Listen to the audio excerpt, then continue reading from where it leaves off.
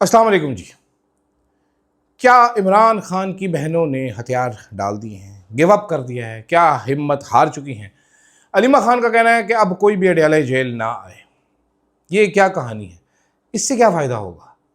सलमान अकबर साहब कह रहे हैं हमसे दीवारें तो नहीं गिराई जाती, हम तो इखलाकी तौर पर यहाँ आते हैं। मरीम नवाज शरीफ साहिबा के लिए ख़तरे की क्या बात है? हमारी रियासत के ज़िम्मेदारान के लिए ख़तरे की क्या बात है? दिलजीत दोसांझ की मूवी और जसवंत सिंह खालड़ा की कहानी, ये सुनने के बाद हमारी रियासत को क्या सोचना चाहिए? साथ साथ कल जो मैडम मरीम नवाज ने एक फ़ोन कॉल ली, जो कि मुझे आज याद आ रही है, उसके ऊपर बात करूंगा इस वीडियो में। बहुत ही मजाकिया तरीन है वो फ़ोन कॉल। इन सारी चीज़ों पर बात होगी, एंड तक वीडियो देखेगा। आखिर में अहमद अली ख़ान साहब ने फिर वीडियो बना छड़ी है, उस पर डिस्कशन करेंगे थोड़ी सी कि क्या एक वीलॉगर को, पाकिस्तान में एक सहाफ़ी को क्राउड फंडिंग करनी चाहिए कि नहीं करनी चाहिए। और आपसे भी इससे मांगूंगा राय, आपकी राय क्या है? अदील राजा, सच की आवाज। मैं हूं अदील राजा, आप देख रहे हैं मेरा यूट्यूब चैनल। सब्सक्राइब ज़रूर कीजिएगा जनाब, फीडबैक ज़रूर दीजिएगा। अच्छा जी, मेंबरशिप और सुपर थैंक्स का ऑप्शन सिर्फ बैरून मुल्क पाकिस्तानियों के पास है, पाकिस्तान में रहने वालों के पास नहीं है। वो इस्तेमाल कीजिएगा if you want to support my independent journalism. जनाबे वाला, हुजूर वाला। अलीमा खान साहिबा ने एक अजीब सा ऐलान किया, पहले तो सुन के मुझे समझ नहीं आई। जहाँ पर एक तरफ KPK के पार्लियामेंटेरियंस जो हैं वो अपने लिए मराहत ढूंढ रहे हैं, वहाँ पर अलीमा खान साहिबा ने कोई गिव अप सा कर दिया। वो कहती हैं कि अगले हफ्ते से हम सिर्फ 3 बहनें आएंगी, किसी मेंबर पार्लियामेंट को आने की ज़रूरत नहीं है, आप मत आएँ, आप अपने अपने इलाकों में चले जाएँ। क्या कहना था उनका कहना था जी अब अगला फ़ेज़ शुरू होने वाला है। अगला फ़ेज़ शुरू होने वाला है तो आप अपने इलाकों में एहतजाज कीजिए, यहाँ वहाँ पर वर्कर्स एहतजाज करें, स्ट्रीट मूवमेंट करें, इस गवर्नमेंट पे प्रेशर लेकर आएँ। हम 3 महीनों का क्या है, हमने तो आना ही है, हम यहाँ पर आके बैठ जाएंगे। आज बड़े दुख से उन्होंने एक और बात भी की थी कि जी हम 3 महीने हमारा तमाशा ना बनाएं। साथ एयरवाई को पुकारा उन्होंने कि भाई हम आगे हैं, हम वक्त से पहले हैं, हम इधर बैठे हैं, आप नोट कर लें, ये हमारी मुलाकात नहीं करवाएंगे। मुलाकात नहीं होगी, ये एयरवाई को भी पता है, ये मुझे भी पता है। आप जिस किस्म के मर्जी इल्ज़ामात लगा दें, लेकिन ये तारीख़ में होता है पाकिस्तान में। मैं वही कह रहा हूँ ना कि हमारी रियासत को भी बहुत कुछ सीखने की ज़रूरत है। इनको एक्स्ट्रा ऑर्डिनरीली एजुकेशन की ज़रूरत है। इनके पास बड़ी कम एजुकेशन है हमारी रियासत के पास। जो रियासत कहलाने के दावेदार हैं उनके पास, वो सियासतदान हो, वो मिलिट्री इस्टेब्लिशमेंट हो, सिविल ब्यूरोक्रेसी हो, पुलिस हो, FI हो, इनको तालीम की सख्त से तरीन ज़रूरत है और अर्जेंटली ज़रूरत है। वैसे तो इस टाइम पे हमारे मिलिट्री वाले सिविल ब्यूरोक्रेसी चलाने की चीज़ें भी सीख रहे हैं, लेकिन उससे भी मसला हल नहीं होगा। इस मुल्क का मसला हल करने के लिए कुछ और बड़ा करना पड़ेगा। तो एक बहन की बेबसी भी आपने देखी, मैंने भी देखी। सब चक्कर ये है कि अगर तहरीक इंसाफ वाले इतने अच्छे होते और अपने अपने इलाकों में ये लोग इस तरह के एक एहतजाजी मुजाहरे करना शुरू कर दें हल्के फुल्के से, तो प्रेशर गवर्नमेंट पे पड़ सकता है। लेकिन फिर उन मुजाहिरों को बड़ा करना पड़ेगा। अगर बड़ा नहीं करेंगे तो ये हुकूमत आप सब के ऊपर FIR कर करके इनके वर्करों को डाल देगी। और तहरीक इंसाफ के वकला माशाअल्लाह इतने समझदार हैं कि वो वर्करों को के पीछे जाते भी नहीं हैं। आज शेर अफजल मरवत साहब ने कहा कि जी जा नहीं रहे तो मैं उनके वकालतनामे जमा करा रहा हूँ। इतने वकील हैं और बेशरम के बेशरम हैं, सारे ही बड़े टगे। दूसरी तरफ KPK असम्बली के मेम्बरान, क्या वो हुकूमत के हों, क्या अपोजिशन के हो, क्या वो नून लीग हो, पीपल्स पार्टी हो, सारे के सारे इकट्ठे हो गए जनाबे वाला।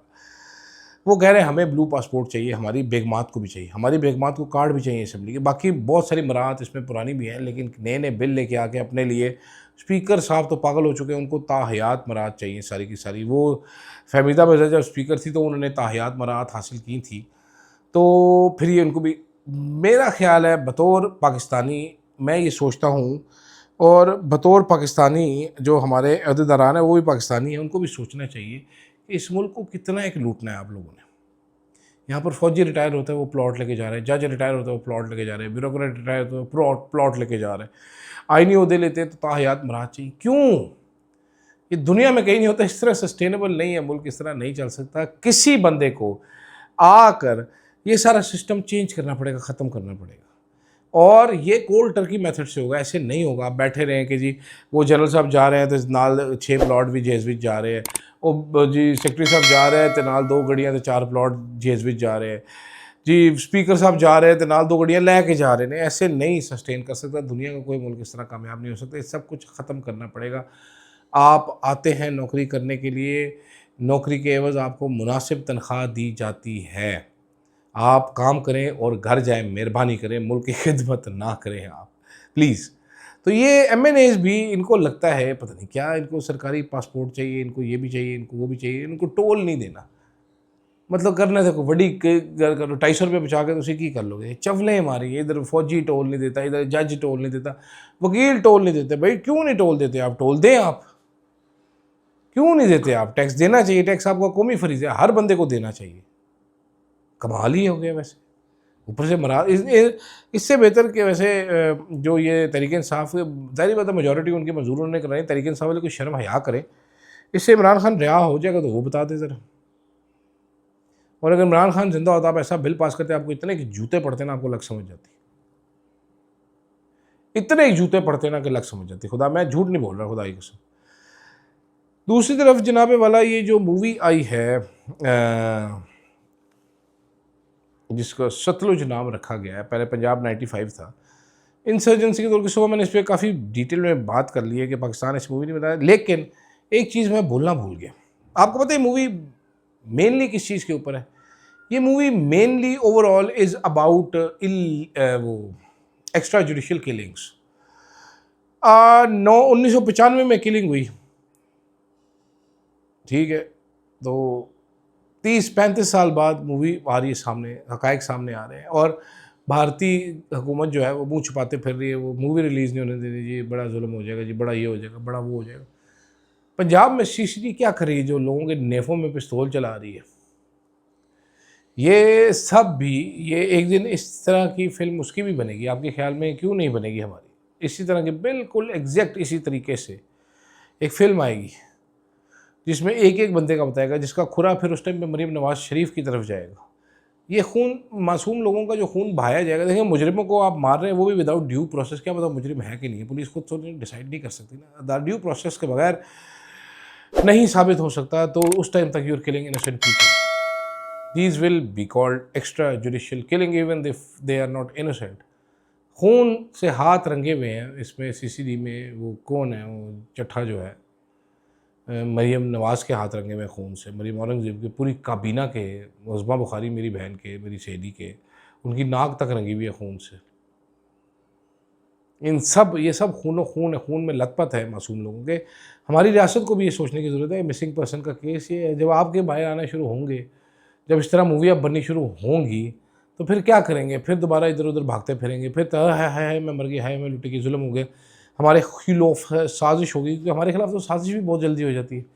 रॉ साजिश कर देगा उस टाइम पे, एनडीएस साजिश कर देगा, सीआईए साजिश कर देगा, और मोसाद साजिश कर देगा। हो सकता है MI6 भी कर दे और सीआईए भी कर दे साजिश, आजकल तो हमारे दोस्त हैं। लेकिन फिर भी तो इसलिए बेहतर नहीं है पहले ही समझ जाए।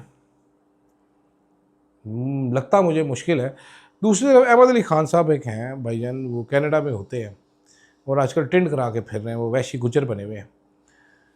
अहमद अली ख़ान साहब ने मुझे पहला, मैंने कहा, उन्होंने मुझे वॉइस नोट भेजा था कि जब आप मेंबरशिप का बोलते हैं वो सिर्फ बैरून मुल्क पाकिस्तानी ले सकते हैं। आप इधर डालें एक इजी पैसा का नंबर और आप क्राउड फंडिंग करें कि जो सपोर्ट करना चाहता है इधर पैसे भेज सकता है इजी पैसा पे। मैंने कहा यार ये बड़ा कोई भिखारी जैसा लगता है कि इधर मैं चंदे की दुकान खोल के बैठ जाऊँगा, भेजो 10 रुपये 10 रुपये 10 रुपये 10 रुपये। उन्होंने फिर उसका जवाब दिया, मैंने फिर उसका जवाब दोबारा दिया कि नहीं यार अभी समझ नहीं। आज फिर उन्होंने कहा कि भाई सवाल बड़ा अच्छा है कि एक सहाफ़ी अपने आप को सपोर्ट कैसे करे। इफ़ आई डोंट वांट कि मैं नौकरी करूं, मैं कैसे अपने आप को सपोर्ट करूं? भारत एक बड़ी मार्केट है। भारत में यूट्यूब क्राउड फंडिंग भी अलाउ करता है, यूट्यूब सुपर चैट्स भी ऑन करता है। ज़ाहिर बात है उसका एक बड़ा हिस्सा यूट्यूब ले जाता है। लेकिन वहाँ पर राज शमानी का एक पॉडकास्ट देखिएगा जिसमें वो डोनेशन की बात करते हैं, कितने लाखों रुपया एक एक 2-2 रुपये करके जमा होता है। मेरी ज़ाहिर बात है इतनी ज़्यादा व्यूअरशिप तो नहीं है क्योंकि मैं स्क्रीन का आदमी भी नहीं हूँ। जिस तरह का मैं टॉपिक सुन रहा हूँ, जिस तरह के मैं चवले मारता हूँ, मैं स्क्रीन का आदमी हो भी नहीं सकता। बट स्टिल ये सवाल आप लोगों से यही है कि एक जर्नलिस्ट अपने आप को सस्टेन करने के लिए क्या करे।